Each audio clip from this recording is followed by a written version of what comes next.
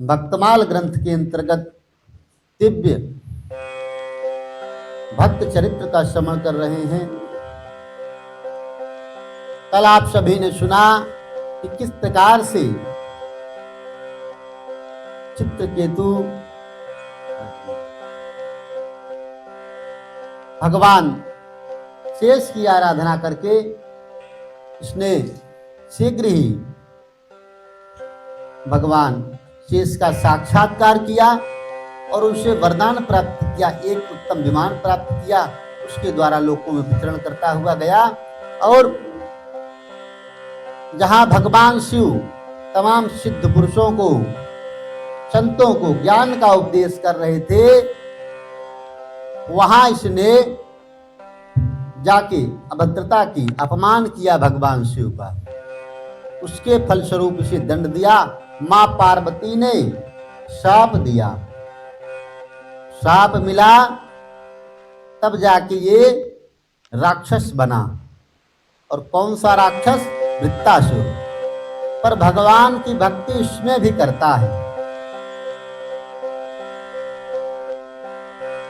अन्यथा जितने भी राक्षस हैं सब तमोगुणी हैं, हिंसा प्रिय हैं,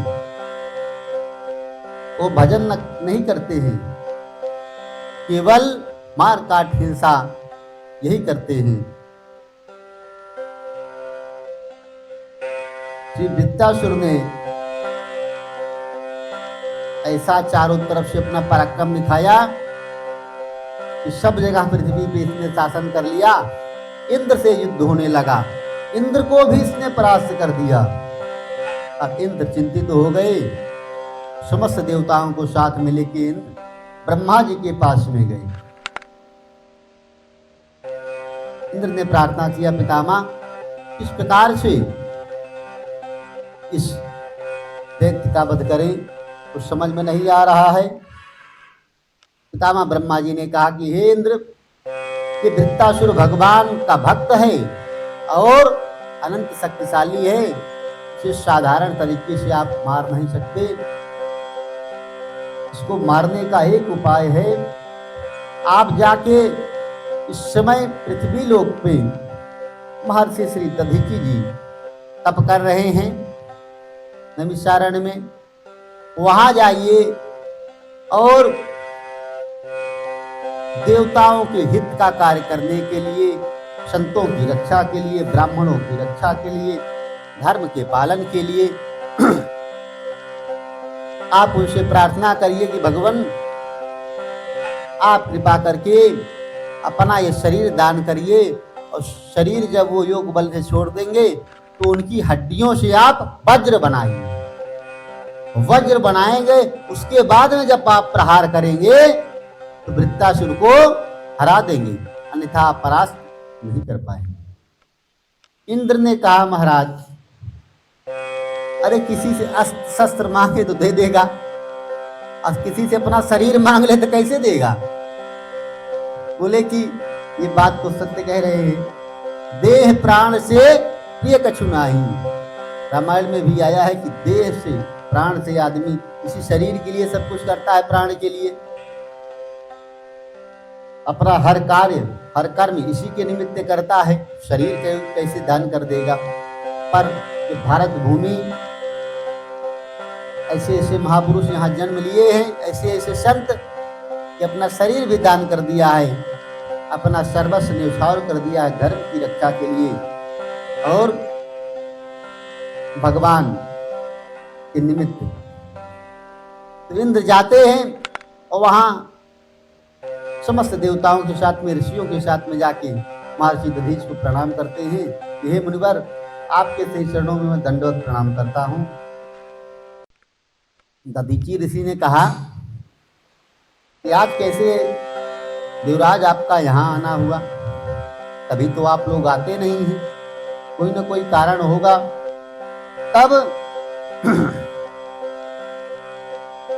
दधीचि ऋषि ने कहा, तब इस प्रकार से इन्होंने कहा, भगवान क्या करें,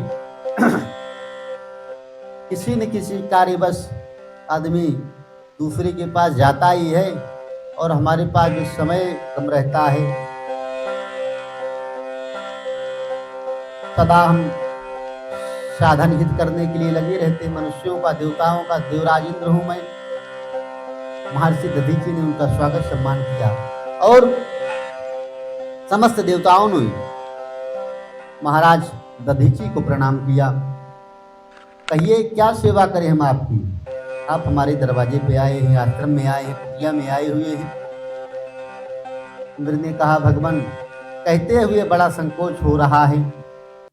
उनके साथी दूसरे जो देवता थे उन्होंने कहा, महाराज आपसे बड़ी आशा लेके आए हैं कि वृत्तासुर नाम का दैत्य है, इसने पूर्व जन्म में भगवान शिव की बड़ी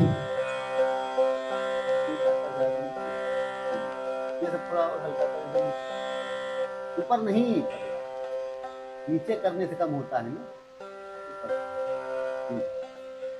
श्री राधे।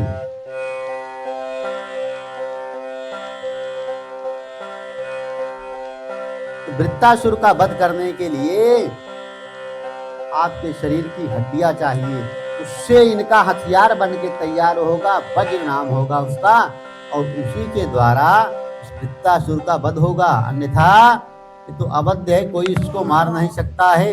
तमाम प्रकार का अधर्म कर रहा है, लोगों को परेशान कर रहा है वृत्तासुर, इस समय धर्म की हानि कर रहा है। श्री राधे।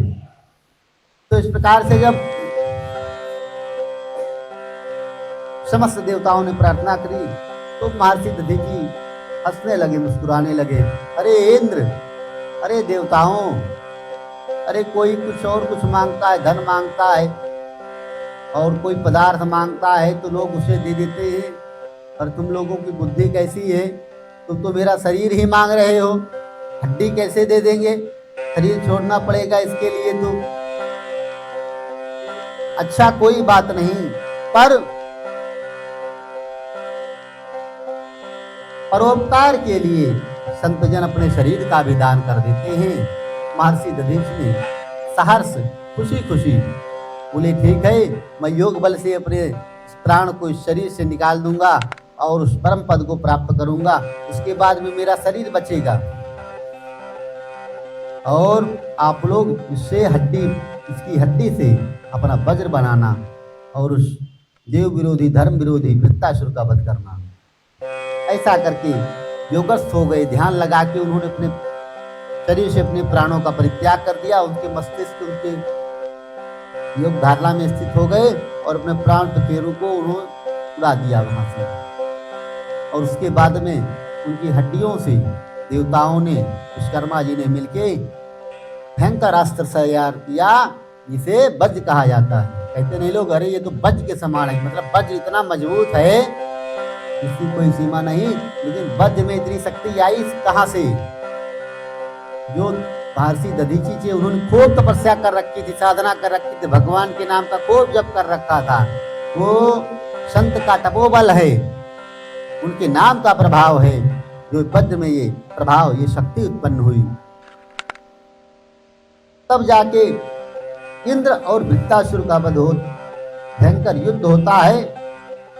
उस युद्ध में जब लड़ने लगा वृत्तासुर, उसने वज्र में देखा कि भगवान श्याम सुंदर राधा रानी का उसको दर्शन हुआ। क्यों? क्योंकि महात्मा भगवान का खूब भजन किए हुए थे। देखा उसने, अरे अस्त्र सामान्य नहीं है, लगता है किसी संत की कृपा इन्होंने प्राप्त की। जब उसने ध्यान लगाया तो उसे पता चल गया, अच्छा इंद्र ने मुझे मारने के लिए देखो क्या खेल खेला है। ठीक है, कोई बात नहीं। वहीं से उसने भगवान का दर्शन करते हुए उस वज्र में और भगवान से प्रार्थना करी। बड़ी सुंदर श्लोक उसने बोला। क्या भगवान से मांगता है? अहम हरिर्तौ पादयेतुमूला दासानुदासो भवितास्मि भूयः मनः स्मरेत्तासु पतेर्गुणास्ते प्रणीत वाग कर्म करोतु कायः। हे राम जी, ऐसी कृपा करना, ऐसा आशीर्वाद देना, अगले जन्म में मैं आपका भक्त ना बन पाऊं तो कोई बात नहीं, आपके भक्तों का भक्त बन जाऊं वही मेरे लिए पर्याप्त है। अर्थात संतों का सेवक बन जाऊं, मैं आपके भक्तों का भक्त बन जाऊं। क्यों? क्योंकि सीतापति सेवक सेवकाई, कामधेनु सर सरिस सुहाई। भगवान सीतापति के, श्री राम जी के जो भक्त हैं, उनकी जो सेवा करता है, भगवान की सेवा जो करेगा भगवान उससे तो प्रसन्न होते ही हैं, पर जो संतों की सेवा करता है, भगवान के भक्तों की सेवा करता है, भगवान उससे दुगना प्रसन्न होते हैं और कृपा करते हैं। इसलिए संत सेवा कितनी महिमा है।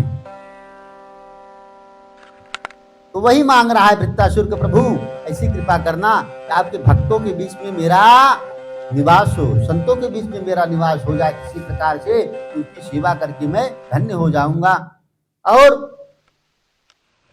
मन के द्वारा आपका स्मरण करता रहूं, वाणी के द्वारा आपके गुणों का वर्णन करता रहूं और जो कर्म करूं आपके निमित्त करूं, आपको समर्पित करते हुए निष्काम भाव से आपके केवल प्रीत्यर्थ में अपना कर्म संपादित करता रहूं। इस प्रकार से दिव्य उसने स्तुति करी।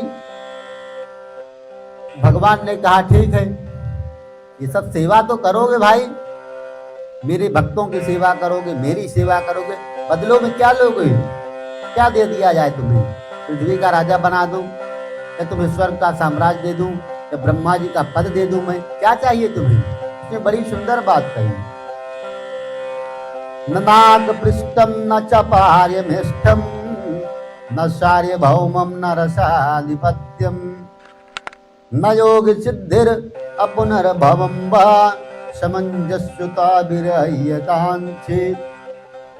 इसलिए कहा प्रभु मुझे ये सब कुछ नहीं चाहिए, न नाग पृष्ठम स्वर्गलोक नहीं चाहिए, न ब्रह्मा जी का लोक चाहिए, तो पृथ्वी का सम्राट भी नहीं बनना चाहता, पाताल लोक का राजा बना दूं, वहां जो है आपके कुल वाले जो हैं उन्हीं का निवास रहता है, वहां राज करिए। तो इसने कहा नहीं, पाताल लोक का भी राजा नहीं बनना चाहता। न योग सिद्धिर, तो भगवान ने कहा सिद्धि ले लो, योगी पुरुष बन जाओ, तमाम ख्याति हो जाएगी दुनिया में, राजा से ज्यादा आपकी मान्यता हो जाएगी, योगी बन जाओ, सिद्धि प्रदान कर दूंगा भगवान। तब इस प्रकार से कहने लगे तो उसने कहा नहीं प्रभु,